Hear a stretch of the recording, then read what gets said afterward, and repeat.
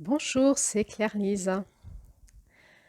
Nous sommes sur cet audio de janvier où nous allons parler de l'ombre de l'énergie de janvier. Euh, je m'adresse ici aux personnes qui ont suivi ce podcast depuis un an. Ça fait un an qu'on tourne dans une roue chamanique en lien avec des contes amérindiens. Contes amérindiens qui nous ont été transmis par des femmes amérindiennes dans le livre Les 13 mères originelles. Nous avons étudié tous les contes, tous les mois de l'année depuis un an. Nous avons aussi étudié l'énergie des couleurs et des lumières de chaque mois de l'année. Et nous avons étudié la dynamique de cette roue depuis un an. Et là, particulièrement, nous en sommes à la fin de la roue, le mois de janvier étant à la fois le mois du commencement de la roue et de la fin de la porte du Nord. Donc, c'est une audio qui s'adresse aux personnes qui ont suivi le processus et qui ont aussi écouté les audios précédents de ce mois de janvier, où nous avons étudié l'énergie particulière du mois de janvier en lien avec cette roue chamanique et où nous avons aussi étudié la couleur et la lumière orange de ce mois de janvier, comme l'a canalisé Julie, en lien avec la fréquence des rayons de la Lune. Et nous avons aussi eu deux audios, nous avons particulièrement étudié deux aspects que nous enseigne ce conte amérindien en lien avec l'intelligence de la Terre et le principe de la communication, tisser des liens de parenté. Donc, si vous êtes intéressé de suivre tout cet enseignement sur une année, eh bien, je vous propose de démarrer les audios plutôt sur les énergies de janvier du démarrage de la roue. Et pour cela, je vous propose de retourner sur une autre chaîne YouTube où nous vous proposons avec Julie la rediffusion des audios de cette année de manière rythmée tout au long des mois de l'année. Donc, il suffit d'aller vous abonner à cette chaîne YouTube et vous allez recevoir les notifications chaque fois qu'une audio est republiée. Et comme ça, vous allez pouvoir suivre toute l'initiation encore cette année sur YouTube. Alors, vous trouverez les liens vous ramenant vers cette chaîne YouTube dans les commentaires ou la description sous cet audio. Alors,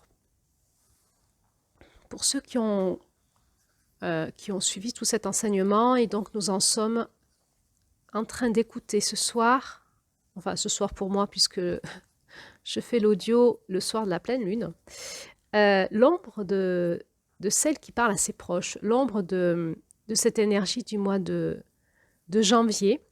Alors je rappelle que l'ombre n'est pas les blessures, il y a une audio aussi sur les blessures que vous retrouverez en début de ce podcast. Là, nous allons étudier l'énergie du mois de janvier, mais dans sa polarité inversée. Donc ça fait l'ombre de la lumière. Les blessures, c'est plutôt quand nous sommes traversés par les énergies de la fréquence de la lumière orange. Qu'est-ce que ça peut générer chez nous? Qu'est-ce que ça peut activer chez nous? Si nous avons des espaces blessés qui vont se réactiver sous la fréquence de cette lumière, qu'est-ce que nous pouvons vivre en ce mois de janvier? Donc, là, nous n'allons pas parler des blessures, nous allons parler de l'ombre de l'énergie du mois de janvier. Au niveau électromagnétique,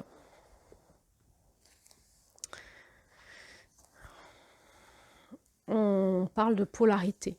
La polarité peut s'inverser par des chocs. Et donc, quand on vit des chocs, on peut inverser nos polarités et finalement exprimer l'inverse de nos qualités. Donc, je peux avoir des qualités.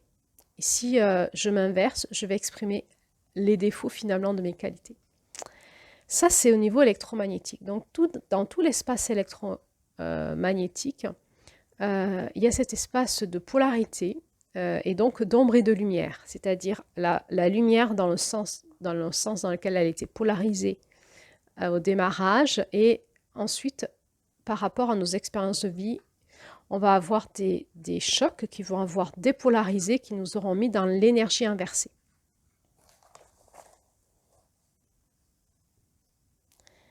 C'est ce qui nous fait vivre, c'est ce qui nous fait vivre dans notre vie cet aspect ombre et lumière en nous et avec les autres. Finalement, tout le monde, on dit que tout le monde a son ombre et sa lumière et qu'il faut qu'on compose avec. Au niveau spirituel, certaines personnes disent qu'il n'y a pas d'ombre sans lumière et de lumière sans ombre et qu'elles fonctionnent ensemble. Dans le monde de la matière, nous disons effectivement, tu vois, il y a une lumière, il y a toujours son ombre. Donc forcément, dès qu'il y a une lumière, il y a son ombre.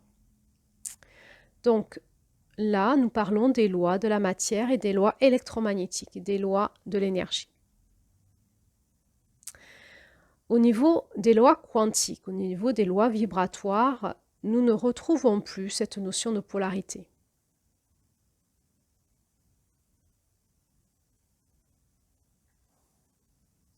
Finalement, la lumière fait une ombre quand elle rentre dans l'espace électromagnétique et dans la matière. Au niveau vibratoire, nous allons retrouver, c'est un espace, dans l'espace vibratoire où n'existe que ce que l'on regarde.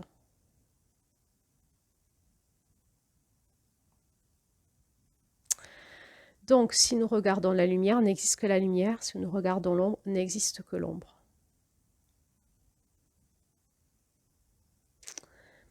L'espace vibratoire, c'est un espace d'information qui est activé par quelque chose et qu'on peut transmuter en permanence. Quelque part, j'ai envie de dire, le chemin spirituel de la conscience, c'est de nous ramener à la source de l'existence et de contempler cela seulement.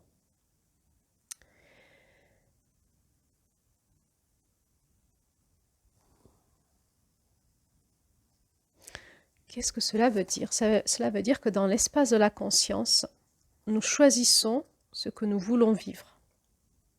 Forcément, si nous nous calons sur une lumière particulière, nous allons en avoir la conscience, l'intelligence, l'envie forte, les qualités en nous, l'envie forte de pouvoir servir cette fréquence-là sur Terre. Forcément, quand cette fréquence va rentrer dans notre espace électromagnétique, eh bien, nous allons aussi vivre en même temps son ombre. Et dans cet espace-là, dans l'espace émotionnel, dans l'espace de l'âme, nous allons donc être forcés d'apprendre notre médecine de la fréquence duquel nous avons fait allégeance. Et nous allons être obligés de savoir maîtriser la lumière et l'ombre qui va avec, pour en être les maîtres. C'est-à-dire en avoir la maîtrise sur Terre, dans la matière, dans la réalité. Pourquoi? Parce que nous ne sommes pas des êtres guéris. Et dans notre espace électromagnétique, c'est un espace qui est blessé.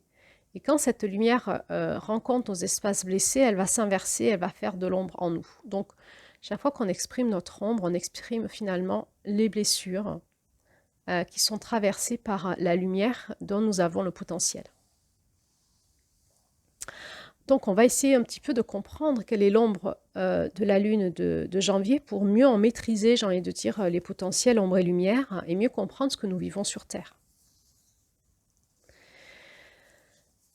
La lune de janvier, la fréquence orange, c'est une fréquence qui nous ramène au féminin divin, à la source de toute chose, à l'infiniment grand, l'infiniment petit, à cette unité dans l'espace quantique où tout ce qui est infiniment grand se retrouve dans l'infiniment petit.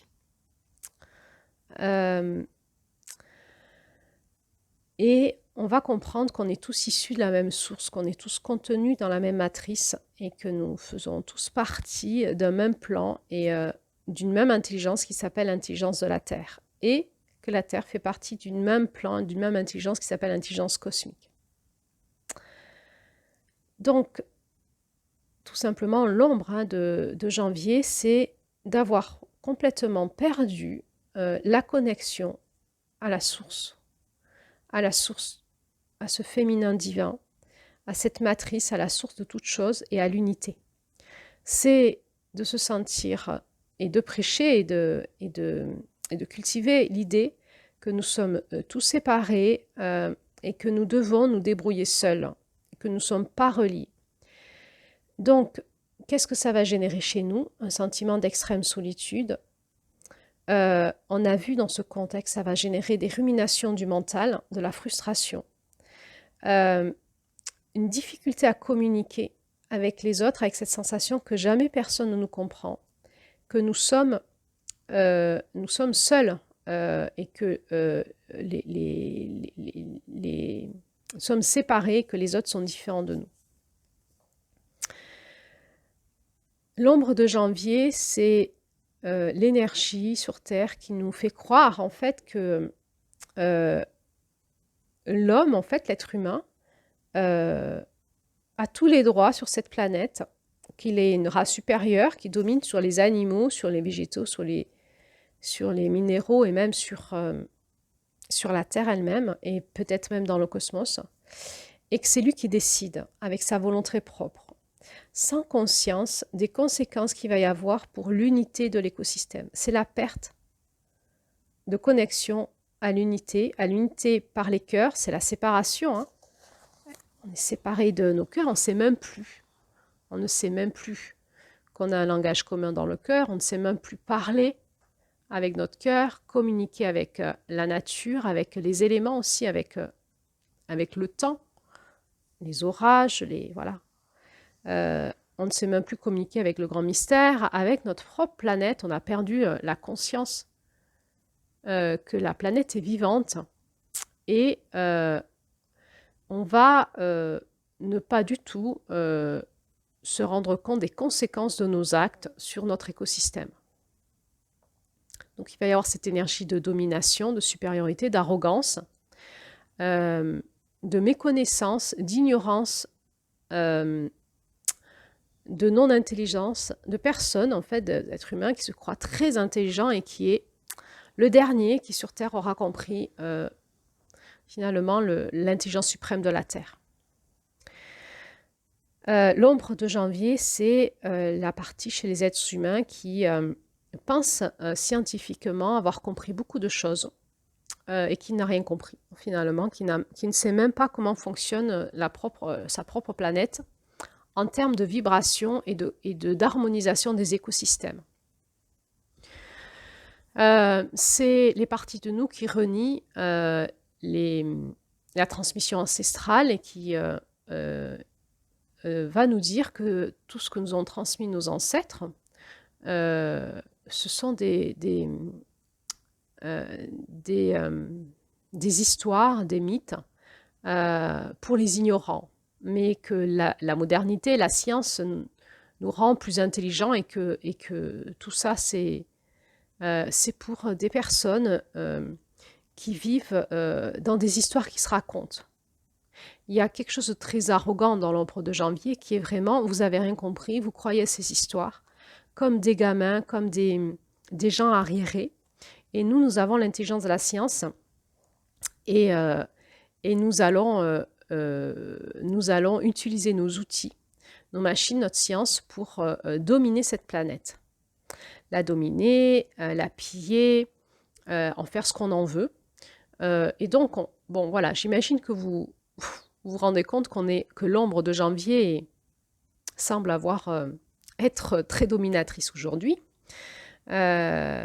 C'est évidemment tout ce que l'on fait sur la Terre sans prendre connaissance, sans discuter avec la planète pour savoir si c'est OK pour elle ou pas. C'est aussi toute cette science qui essaye de maîtriser le temps avec des outils, et ça fonctionne, donc ça déséquilibre la planète.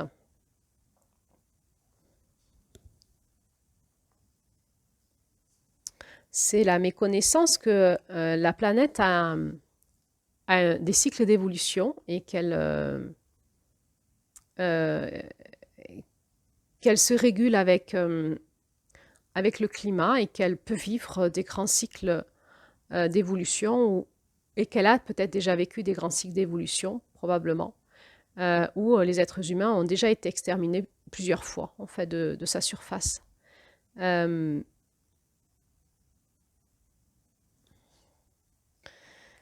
Évidemment, l'ombre de janvier, c'est la partie de nous qui ne respecte plus les rythmes, qui ne respecte plus les saisons. C'est toute cette partie qui nous permet de manger des tomates en décembre et aussi des fraises, quoi, où on est déconnecté avec notre corps des rythmes et des saisons de la Terre. C'est toute cette modernité qui nous permet d'allumer la lumière jusqu'à n'importe quelle heure de la nuit et qui fait que notre corps va être déconnecté des rythmes de la Terre, des saisons. Et c'est aussi évidemment toute cette modernité qui nous invite à surtout ne pas ralentir, à garder des rythmes très accélérés, que ce soit en hiver ou en été, et qui ne respectent pas les rythmes de la Terre. Par exemple, je pense au fait, par exemple, qu'en France, la rentrée se fait en automne, alors que ce serait un temps finalement plutôt d'accomplissement. On devrait faire la rentrée des classes, du travail, etc., plutôt au printemps. Donc, l'ombre de janvier, c'est toute cette partie de l'humanité qui nous décale complètement de l'intelligence et des rythmes de la Terre, qui nous impose du non-rythme, de la déconnexion à la Terre et qui va parfois même nous inverser au rythme du naturel. C'est toute notre façon de vivre qui nous déconnecte de la nature. On habite dans des immeubles, on porte des chaussures en plastique déconnectées de la fréquence de la Terre.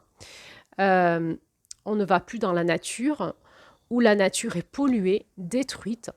On retrouve aujourd'hui des forêts ou des espaces de nature où il n'y a même plus de petits peuples de la nature, tellement la nature est de moins en moins vivante. Et donc, je pourrais dire aussi toute notre façon de vivre devant la télé, les téléphones portables, les jeux vidéo, qui fait qu'on ne sort plus dehors et on reste enfermé chez nous, comme dans des cages, comme dans des boîtes, de Faraday, déconnectés des influx de la nature et de la terre.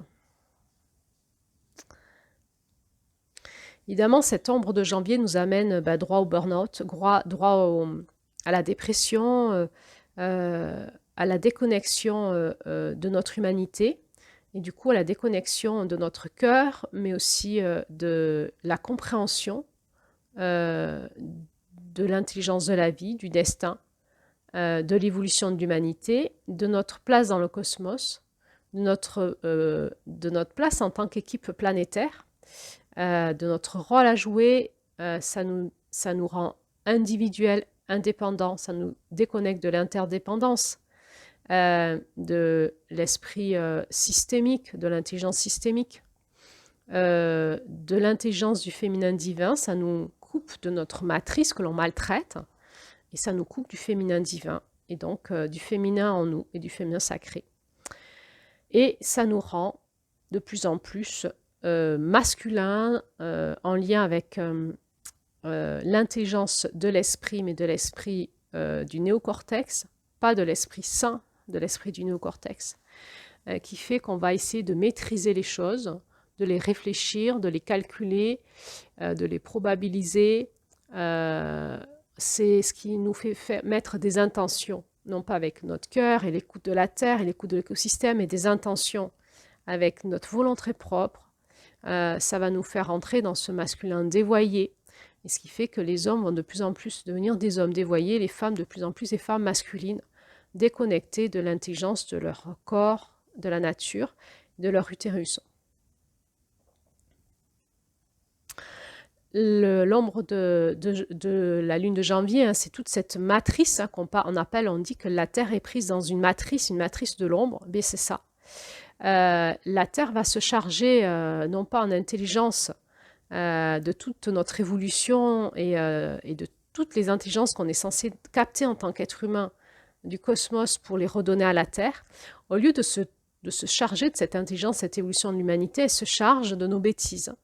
Elle se charge de nos pollutions. Et la pollution la plus importante pour la planète Terre, c'est notre mental, hein, les ondes de forme de nos pensées qui va créer cette matrice collante dans laquelle on est de plus en plus englué, qui se charge de plus en plus. Une matrice d'autre part égotique, chargée de volonté propre, de théories, de lois, de règles, de religion spirituelle ou religion scientifique ou religion médicale. Et l'être humain, au lieu de grandir et de devenir de plus intelligent, de plus en plus intelligent, il devient certes de plus en plus moderne, il va vers l'intelligence artificielle, donc on aurait l'impression qu'on est de plus en plus intelligent, mais il devient de plus en plus bête et con dans tout ce qui est la reliance à son féminin, au féminin divin, au féminin sacré, jusqu'à ce qu'il en ait la totale ignorance.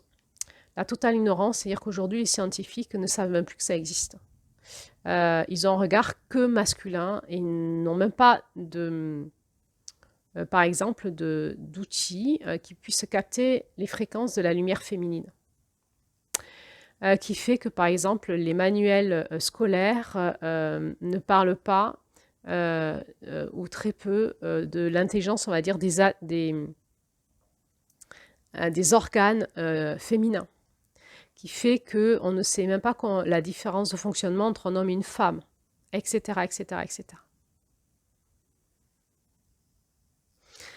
Alors, il va y avoir une déconnexion de ce féminin, de cette possibilité d'harmonisation, et on va chercher plutôt le compromis, par exemple. On va être dans l'intelligence du mental qui est séparateur, dualiste. On va perdre l'intelligence du cœur qui est l'intelligence de l'harmonisation. On va perdre la notion de l'espace sacré. Du point de vue sacré des personnes, on va perdre l'idée que chacun est à sa place et que tout est important et que tout est différent. On va perdre la capacité de communiquer, de se mettre au rythme et dans l'espace sacré de nos différences, que ce soit avec notre environnement, avec notre planète. On est complètement déconnecté de la communication avec notre planète, évidemment. Mais que ce soit même dans nos relations parents-enfants, dans nos couples, dans nos relations amicales, nous ne savons pas être dans le cœur, dans la relation, dans la communication du cœur. Et donc, nous avons créé des relations humaines qui sont des relations déconnectées du cœur et de l'amour, avec des lois, des protocoles, des normes, et de plus en plus reliées à notre amour-propre, notre égocentrisme, notre volonté propre. Et du coup, nous avons développé des relations plutôt basées sur un amour séparateur, égoïste, égocentrique, qui prend, plutôt que dans cette intelligence de l'amour de la Terre, en fait, qui est une intelligence qui harmonise, qui donne, qui veut, en fait, faire progresser un espace collectif de plus en plus intelligent au service de l'intelligence de l'individuel et du groupe. Et de plus en plus, donc, nous sommes dans une intelligence collective de consommation pour soi et de prendre plutôt que de donner. De vouloir imposer notre point de vue plutôt que d'écouter l'intelligence de l'ensemble. Alors, déconnecté de notre cœur, déconnecté de l'intelligence de l'amour du grand mystère, de l'intelligence du cosmos, de l'intelligence du lien entre la planète et les étoiles, de l'intelligence de notre propre planète, déconnecté de notre propre intelligence, de celle de notre corps, de notre cœur, déconnecté de l'intelligence du lien humain, déconnecté de l'intelligence de la vie, de l'intelligence de notre écosystème, eh bien, nous devenons de plus en plus bêtes, imbéciles, imbéciles heureux qui se croient très intelligents. On en est là. Donc l'ombre de janvier, on y baigne dedans. Alors, on comprend bien qu'il y a une inversion qui se fait petit à petit, grâce entre autres peut-être au chamanisme, où il y a une tentative peut-être de revenir de se reconnecter à cette intelligence. Et dans un premier temps, on peut se reconnecter à l'intelligence de la planète, peut-être comme un bébé le ferait avec sa maman. C'est-à-dire, on va peut-être chosifier la Terre, la projeter comme une maman, comme un mythe, sans vraiment être vraiment dans son intelligence, c'est-à-dire sans vraiment être vraiment connecté dans notre corps, dans notre cœur. Et on va projeter sur elle, en fait, toutes nos blessures de déconnexion à l'incarnation. Parce que l'ombre finale hein, de cette mère de janvier, c'est vraiment l'incompréhension du mystère de l'incarnation, du mystère des corps, et parfois un rejet total de la matière. Et donc cette spiritualité hein, qui est toujours là, et qui n'a de cesse que de chercher le monde de l'esprit, le monde du ciel, la canalisation. Qu'est-ce que nous disent les guidances, les anges, les archanges, les maîtres ascensionnés, etc. etc. On reçoit ainsi des conseils du ciel avec des injonctions. N'ayez pas peur, faites ci, faites ça. Pensez ci, pensez ça. Et je ne sais pas vous, mais quand on écoute des canalisations comme ça, une fois qu'on a éteint la vidéo, on a tout oublié, ça ne nous sert à rien. Ça ne nous sert à rien, ça ne nous rend pas plus intelligents. Qu'est-ce qui se passe? Qu'est-ce qui se passe?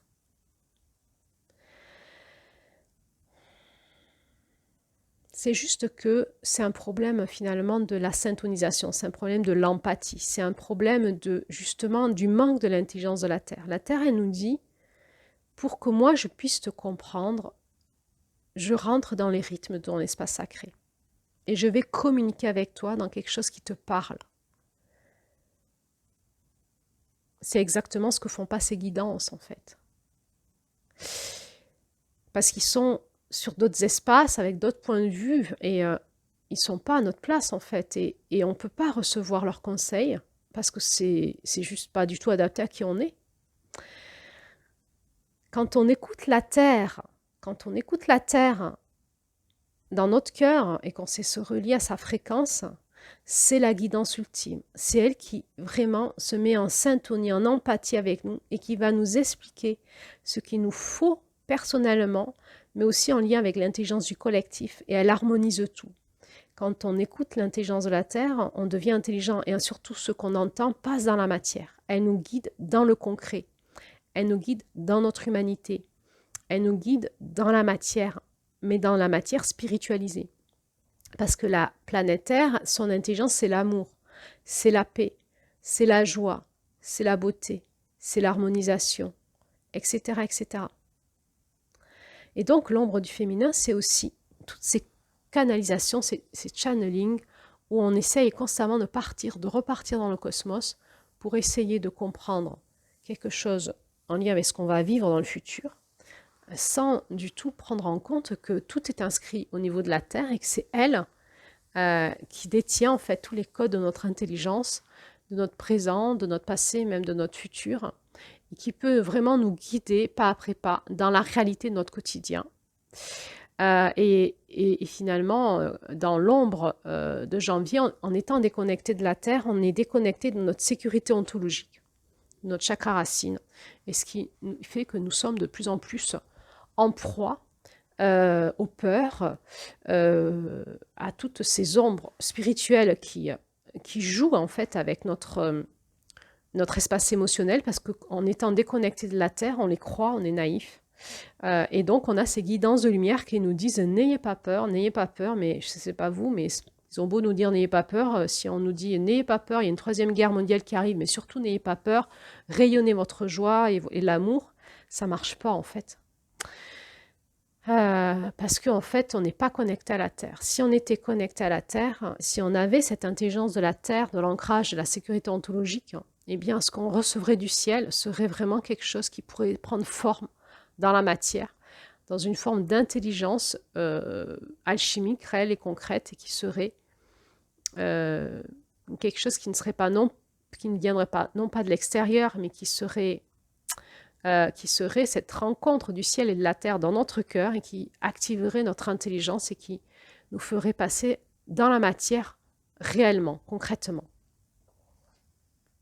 Alors finalement, cette ombre de janvier nous coupe de notre cœur, nous coupe de l'amour, nous fait perdre la conscience que nous avons l'amour en nous, mais que mon compagnon aussi, mes enfants aussi, ce bébé que j'accueille aussi, que cette pierre que je ramasse aussi, que cette plante que je cultive chez moi aussi, que l'amour est partout.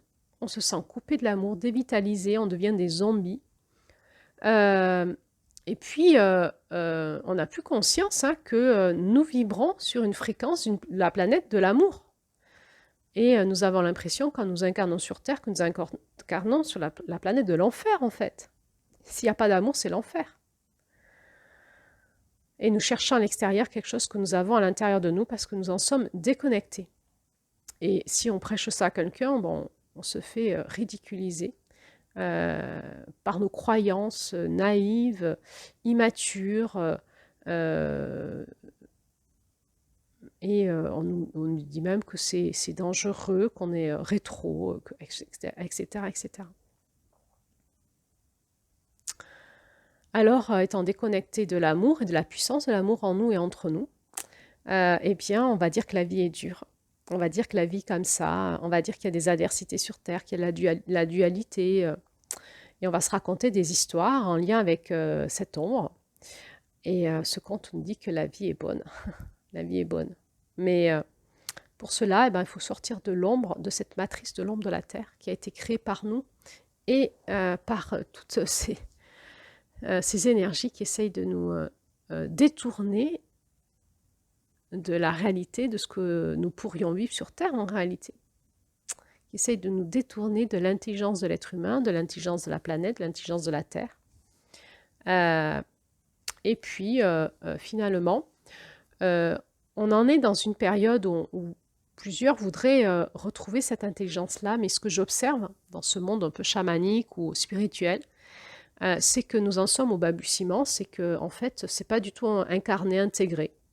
La reconnexion à la Terre et l'écoute, en fait, de manière intégrée au quotidien tout le temps, dans notre système nerveux, le fait d'être rebranché à la Terre et que notre corps, notre intelligence ne fonctionne qu'avec la Terre et avec l'écoute du cœur, eh bien, chez les personnes qui travaillent ça de manière spirituelle, j'ai envie de dire, eh ben, j'observe, de mon côté en tout cas, que la plupart du temps, c'est pas intégré, c'est de temps en temps, quelques fois dans l'année, quelques fois dans le mois, mais que, par exemple, quand on s'associe dans la sororité, par exemple, pour faire des créations, eh bien, pourtant, des femmes qui travaillent ça, dans les réunions d'équipe, arrivent avec l'intelligence du mental, de la dualité, des blessures, et ne sont pas du tout connectés ni à la terre ni à leur cœur. Et il y a beaucoup de travail encore à faire parce que du coup, l'harmonisation du groupe ne peut pas se faire.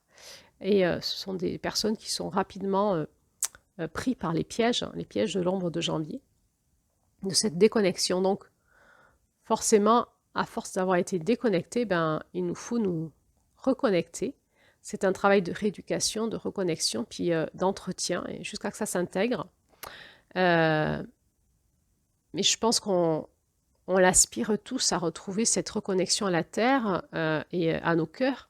Mais j'entends pas beaucoup d'enseignements spirituels qui nous disent reconnectez-vous à la Terre. J'entends pas, il y a des personnes qui font des canalisations de tel ange, telle fréquence Marie, je sais pas quoi. J'entends pas reconnectez-vous à la Terre. J'entends pas ça, jamais. Je suis assez étonnée de ce que j'entends qui vient du ciel. Le ciel et la terre ne sont pas séparés.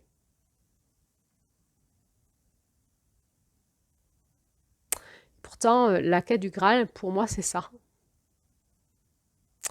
La reconnexion à la terre nous reconnectera tout de suite à l'intelligence du féminin divin, et à la puissance, et à l'harmonisation, et à l'amour, etc., etc.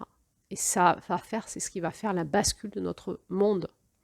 La bascule vers ce nouveau monde se fera quand il y aura suffisamment de personnes qui seront à l'écoute de la terre et de leur cœur, et qui seront incarner leur lumière dans leur corps en lien avec la terre et leur écosystème. Dans leur cœur, c'est-à-dire manifester la lumière de janvier et en maîtriser son ombre.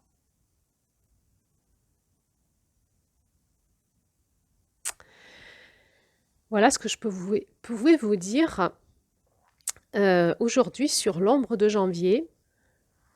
Et quand j'écoute ce que me dit cette fréquence de cette pleine lune de 2025, elle me dit, de cette pleine lune de janvier 2025, elle me dit, tant que les êtres humains ne s'ouvriront pas dans leur cœur à la volonté d'apprendre dans l'humilité et de laisser de côté leurs croyances, de laisser de côté la posture du sachant eh bien l'humanité ira à sa perdition. C'est vraiment cette arrogance qui fait que nous allons vers des jours chaotiques. Et il est temps, j'entends, il est temps que nous puissions nous inverser dans notre cœur, nous repolariser dans l'autre sens, ouvrir notre cœur, comprendre qu'on ne sait rien, tout réapprendre et se laisser guider. Parce que il y a énormément de potentiel qui est là en attente, de potentiel sur cette terre, et aussi entre nous en tant qu'êtres humains. Il y a énormément de belles âmes aujourd'hui sur Terre, mais qui sont déconnectées de la Terre, déconnectées de l'intelligence de la Terre en lien avec leur corps, et qui sont encore trop tournées vers le ciel, trop tournées vers le masculin. Et donc il est temps de revenir à l'intérieur de nos corps pour rencontrer ce féminin. Et à travers ce féminin, se reconnecter à la Terre, et à travers la reconnexion à la Terre, se reconnecter au féminin divin, à la puissance du féminin divin, qui nous ramènera dans cette intelligence de janvier qui est vraiment l'harmonisation de toute l'intelligence de chacun, dans une équipe qui gagne, qui s'épanouit, qui augmente en richesse, et cela de manière éternelle, pour la jouissance de tous. Oui, je vais mettre entre parenthèses encore quelque chose. Il y a une ombre de janvier, c'est la croyance d'imaginer que si nous retournons quelque part dans un monde paradisiaque, eh bien nous allons nous ennuyer. Et on comprend avec la fréquence de ce conte que c'est justement l'inverse. C'est infini, on ne cesse d'apprendre, de grandir, d'avoir de nouvelles connaissances, compétences. Et c'est un espace de richesse incroyable. Alors, je finirai cet audio en disant, puissions-nous avoir l'humilité de ce féminin divin qui sait qu'elle ne sait pas, que tout change en permanence, que l'intelligence de chacun est différente, et que pour pouvoir y accéder, il faut pouvoir se mettre au rythme et la fréquence de l'autre dans son espace sacré. C'est ce qu'on appelle l'empathie, c'est ce qu'on appelle aussi se mettre en syntonie.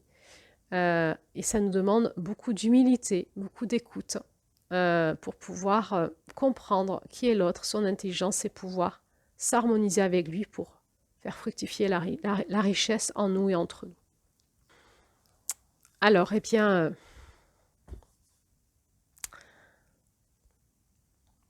je nous souhaite de pouvoir peut-être en goûter quelquefois quelques prémices de ça. Et je vous dis à bientôt pour la prochaine audio. La prochaine audio sera l'audio sur le couple versus la fréquence de janvier. Et puis, il y aura ensuite cet audio sur la préparation pour aller vers la 13e lune. Alors, je vous dis encore à bientôt pour la suite.